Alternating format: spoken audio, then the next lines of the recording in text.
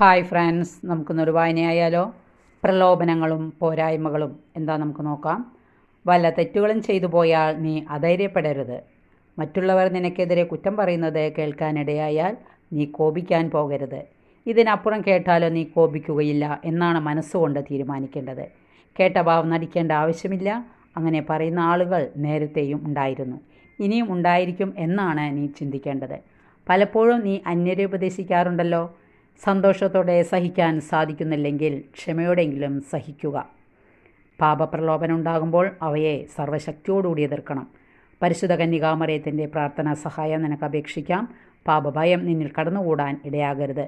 നിനക്ക് അവയുടെ മേൽ വിജയിക്കാൻ പറ്റും എന്നാണ് നീ ചിന്തിക്കേണ്ടത്. പ്രലോഭന അവസരത്തിൻ്റെയും പോരായ്മയുടെ അവസരത്തിൽ നീ അധൈര്യപ്പെടാതെ നിൻ്റെ ഈശോയിലേക്ക് നോക്കുകയാണ് വേണ്ടത്. തീർച്ചയായും ഈശോ നിന്നെ സഹായിക്കും.